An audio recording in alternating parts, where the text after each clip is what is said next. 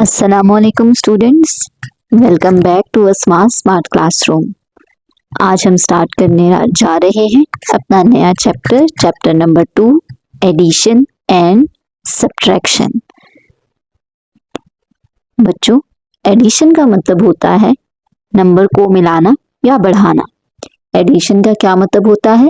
Number को बढ़ाना या मिलाना। और सब्ट्रैक्शन का मतलब होता है नंबर्स को कम करना या माइनस करना। और सब्ट्रैक्शन का क्या मतलब होता है? नंबर्स को कम करना या माइनस करना। फॉर एग्जाम्पल, अगर हमारे पास 3 एप्पल्स हैं और 2 और मिल जाएं तो टोटल कितने हो जाएंगे? 5। और अगर हमारे पास 5 एप्पल्स हैं और 5 में से हमने 2 खा लिए तो हमारे पास कितने बच गए? 3। तो ये होती है subtraction. Now open your page number 22, exercise 2a, adding 3 or 4 small numbers। आज हम सीखेंगे मैजिक स्क्वायर। मैजिक स्क्वायर एक ऐसा स्क्वायर होता है जहां हर रो, हर कॉलम और डायगोनल का आंसर सेम होता है।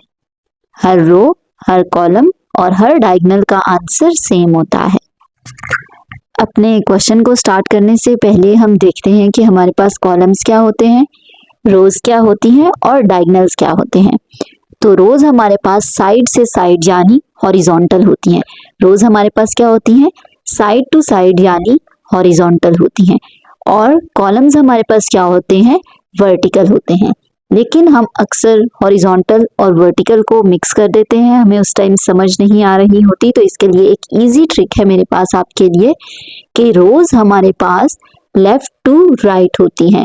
रोज हमारे पास क्या होती है? Left to right. और कॉलम्स हमारे पास क्या होते हैं? Top to bottom. अब हम देखते हैं कि हमारे पास डायगोनल क्या होता है। स्टूडेंट्स, डायगोनल वो लाइन होती है जो ना तो रो होती है और ना ही कॉलम की तरह ऊपर से नीचे होती है। डायगोनल एक तिरछी लाइन होती है। डायगोनल क्या होती है? हमारे पास एक तिरछी लाइन होती है जो एक कॉर्नर से दूसरे कॉर्नर तक जाती है। ठीक है, एक तिरछी लाइन जो एक कॉर्नर से दूसरे कॉर्नर तक जाती है। जैसे यहाँ एक येलो हमारे पास बॉक्स बना हुआ है, इसमें अगर देखें तो ये उन्होंने डायगोनल हमें बना के दिया है। ये हमारे पास क्या है? एक कॉर्नर से दूसरे कॉर्नर की तरफ जा रही है और ये तिरछी लाइन है, ये हमारे पास क्या है? डायगोनल है। इसी तरह अगर मैं इस कॉर्नर को इस कॉर्नर से ज्वाइन करूं तो ये भी मेरे पास क्या होगा? दूसरा डायगोनल होगा। अब हम मूव करते हैं अपने क्वेश्चन नंबर 1 की तरफ। Write these numbers in the magic square so that the total in every row and diagonal is 150। बच्चे, क्वेश्चन में वो हमें क्या कह रहा है कि हमने इस मैजिक स्क्वायर को कंप्लीट करना है और हमारा जो आंसर है वो हर रो, हर कॉलम और हर डायगोनल पर 150 होना चाहिए।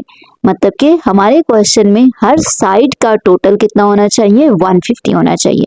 अब मैजिक स्क्वायर को सॉल्व करने के लिए सबसे इजी ट्रिक क्या होती है कि इसके जो मिडल होता है, ये है ना, इसका मिड, इस पे क्या होता है? 50 होता है।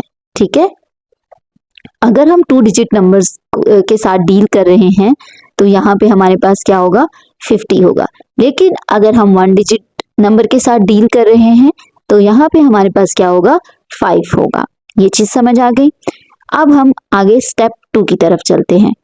ऑपोजिट पेयर्स बनाने होते हैं। ठीक है, ऑपोजिट पेयर्स बनाने हैं, वो कैसे बनाएंगे? अब ये तो आ गया 50। अब हमने इसकी साइडों पर ऐसे नंबर्स लिखने हैं जिनको प्लस करें तो हमारे पास आंसर क्या आना चाहिए? 100 आना चाहिए। ठीक है, इसके लेफ्ट और राइट पर ऐसे नंबर्स होने चाहिए जिनको हम प्लस करें तो आंसर क्या आना चाहिए? 100 आना चाहिए। अब अगर मैं ऐसे लिखूं,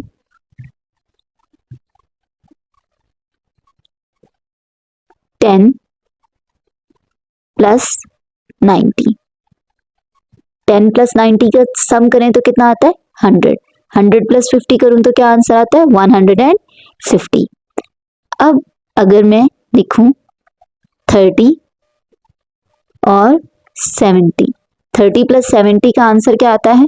100। 100 प्लस 50 करूंगी तो आंसर क्या आएगा? 150। अब मैंने डायगोनल्स पर अपने नंबर्स लिखने हैं।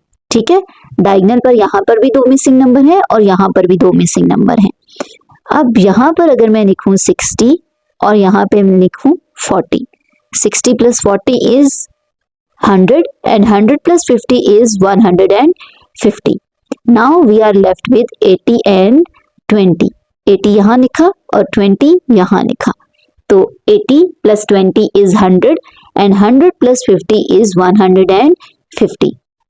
अब अगर देखें तो हमारा हर रो, हर कॉलम और डायगोनल पर सम क्या आ रहा है, 150 आ रहा है। तो ये था हमारा क्वेश्चन नंबर 1। अब हम मूव करते हैं क्वेश्चन नंबर 2 की तरफ। क्वेश्चन नंबर 2 में वो कह रहा है right 6 additions with a total of 20।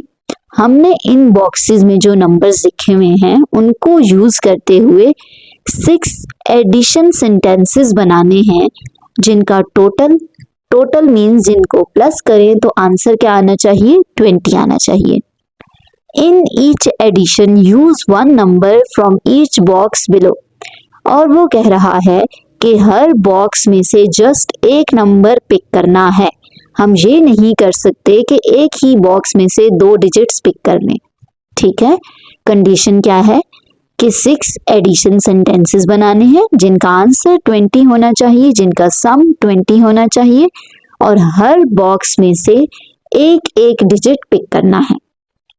अब हम पिक करना स्टार्ट करते हैं। अगर मैं यहां से 5 पिक करूं, यहां से 10 पिक करूं और यहां से 5 पिक करूं, 5 plus 10 plus 5, 5 plus 10 is 15 and 15 plus 5 is 20। एक एडिशन सेंटेंस बन गया। अब दूसरा बनाते हैं। 8 plus 8 plus 4, 8 plus 8 plus 4, 8 plus 8 is 16 and 16 plus 4 is 20। ये हमने बना लिया दूसरा एडिशन सेंटेंस। अब थर्ड एडिशन सेंटेंस बनाते हैं। अगर मैं यहां से पिक करूं 2, यहां से पिक करूं 9 और यहां से पिक करूं 9, 2 plus 9 plus 9, 9 plus 9 is 18 and 18 plus 2 is 20। अब हम बनाते हैं फोर्थ एडिशन सेंटेंस। अगर मैं फर्स्ट बॉक्स में से 4 पिक करूं, देन पिक करूं 6 और देन पिक करूं 10, 4 plus 6 plus 10, 4 plus 6 is 10 and 10 plus 10 is 20। अब नेक्स्ट बनाते हैं 7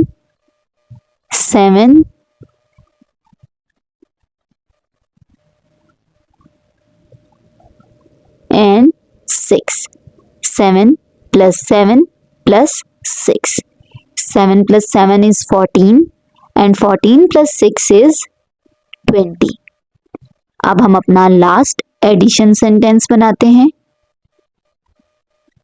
6 6 8, 6 plus 6 plus 8, 6 plus 6 is 12 and 12 plus 8 is 20।